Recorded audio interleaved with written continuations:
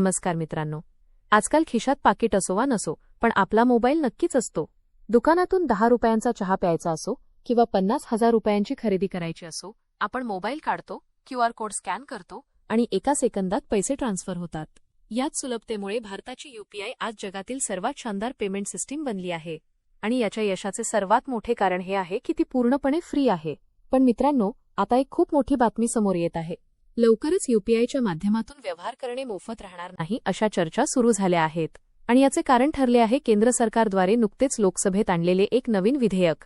धक्कादायक बाब म्हणजे या विधेयकामागे अमेरिकेच्या दबावाची चर्चा राजकीय वर्तुळात सुरू झाली आहे. तर शेवटी हे संपूर्ण प्रकरण काय आहे? लोकसभेत मंजूर झालेले हे विधेयक काय सांगते? ग्राहकांना UPI वापरण्यासाठी पैसे द्यावे लागतील का? आणि यात अमेरिकेचा काय संबंध आहे? हे सर्व आपण आजच्या या व्हिडिओमध्ये सविस्तर आणि अगदी सोप्या भाषेत समजून घेणार आहोत. व्हिडिओ खूप महत्त्वाचा आहे, त्यामुळे तो शेवटपर्यंत नक्की पहा. मित्रांनो, 6 ऑगस्ट रोजी संसदेत मोठ्या गदारोळात केवळ 5 मिनिटांत taxation and other laws amendment bill 2026 मंजूर करण्यात आले. या विधेयकाने जुन्या कायद्यांमध्ये एक मोठा बदल केला आहे. पूर्वीच्या कायद्यानुसार बँका किंवा पेमेंट कंपन्या जसे की गुगल पे, फोन पे यांना UPI आणि रुपे कार्डवर कोणत्याही प्रकारचा चार्ज लावण्याची कायदेशीर परवानगी नव्हती. पण आता या नवीन विधेयकाच्या माध्यमातून सरकारने ही बंदी उठवली आहे.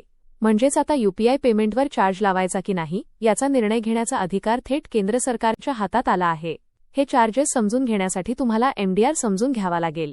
सोप्या भाषेत सांगायचे तर, जेव्हा तुम्ही एखाद्या दुकानात जाऊन कार्ड किंवा मशीनने पेमेंट करता, तेव्हा त्या दुकानदाराला बँकेकडून ती रक्कम आपल्या खात्यात मिळवण्यासाठी काही फी द्यावी लागते, ज्याला MDR म्हटले जाते.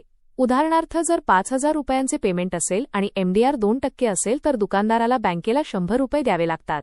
गेल्या अनेक वर्षांपासून UPI आणि रुपे कार्डवर 0 MDRचे धोरण लागू होते. याच कारणामुळे लहानात लहान दुकानदारानेही UPIचा अवलंब केला. पण आता हा 0 MDR नियम बदलण्याचा अधिकार सरकारला मिळाला आहे. आता तुमच्या मनात प्रश्न आला असेल की जर मी उद्या माझ्या मित्राला किंवा एखाद्या दुकानात 100 रुपये पाठवले तर मला अतिरिक्त पैसे द्यावे लागतील का? तर मित्रांनो, काळजी करू नका. केंद्रीय अर्थमंत्री निर्मला सीतारामन यांनी स्पष्ट केले आहे की हा चार्ज सामान्य ग्राहकांकडून घेतला जाणार नाही. जर तुम्ही तुमच्या मित्राला किंवा नातेवाईकाला पैसे पाठवले तर ते पूर्णपणे मोफत राहील. पण जर तुम्ही एखाद्या मोठ्या व्यापाऱ्याला किंवा दुकानदाराला UPIच्या माध्यमातून पेमेंट करत असाल तर त्या व्यापाऱ्याला 0.25% ते 0.40% पर्यंत चार्ज द्यावा लागू शकतो. हे विशेषतः 2,000 रुपयांपेक्षा जास्त पेमेंटवर लागू होऊ शकते. फोनपे, जीपे सारख्या भारतीय बँका आणि कंपन्यांची गेल्या अनेक दिवसांपासून ही मागणी होती की एवढी मोठी UPI प्रणाली मोफत चालवणे त्यांच्यासाठी शक्य नाही. सर्व्हरचा खर्च काढण्यासाठी त्यांना या चार्जेसची आवश्यकता होती. आता या निर्णयामुळे त्यांची ही मागणी पूर्ण होणार आहे. मित्रांनो, आता या संपूर्ण प्रकरणाचा सर्वात धक्कादायक आणि राजकीय पैलू समजून घेऊया. काँग्रेस नेते जयराम रमेश यांनी दावा केला आहे की या निर्णयामागे अमेरिकेचा दबाव आहे. पण कसा? तुम्हाला माहीतच असेल की जगभरात कार्ड पेमेंटवर 2 मोठ्या अमेरिकन कंपन्या व्हिसा आणि मास्टर कार्डचे वर्चस्व आहे.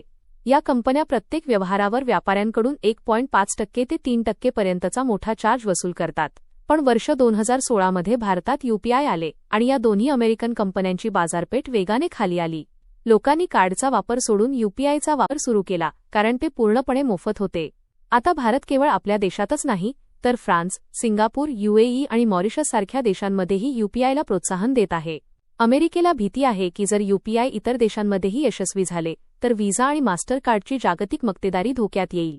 याच कारणामुळे भारत आणि अमेरिका यांच्यात जो मोठा व्यापारी करार सुरू आहे त्यात अमेरिकेने अशी अट ठेवली आहे की भारताने UPIला पूर्णपणे मोफत ठेवून अमेरिकन कंपन्यांचे नुकसान करू नये.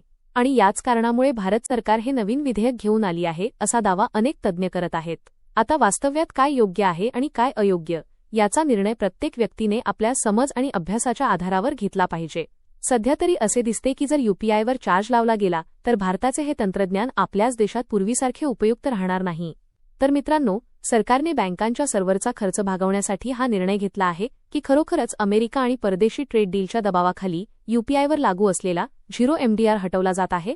याबद्दल तुमचे काय विचार आहेत? व्यापाऱ्यांवर UPI चार्ज लावणे हा सरकारचा योग्य निर्णय आहे का? आणि यामुळे छोट्या दुकानदारांचे नुकसान होईल का? तुमचे मत आणि प्रतिक्रिया मला खाली कॉमेंट करून नक्की सांगा. हा अत्यंत महत्त्वाचा विषय प्रत्येक व्यक्तीपर्यंत पोहोचला पाहिजे. त्यामुळे हा व्हिडिओ तुमच्या सर्व मित्रांना आणि फॅमिली ग्रुप्समध्ये नक्की शेअर करा. जर माहिती आवडली असेल तर व्हिडिओला लाईक करा आणि अशाच महत्त्वाच्या, खऱ्या आणि माहितीपूर्ण व्हिडिओंसाठी आमच्या चॅनलला आत्ताच सबस्क्राईब करा. तसेच डिस्क्रिप्शनमध्ये खाली दिलेल्या व्हॉट्सअप लिंकवर क्लिक करून आमच्या ग्रुपमध्ये सामील व्हा आणि अशी सरकारी माहिती आपल्या मोबाईलवर त्वरित मिळवा. पुन्हा भेटूया अशाच सरकारी माहितीच्या एका नवीन व्हिडिओमध्ये. तोपर्यंत आनंदी रहा, सुखी रहा. धन्यवाद.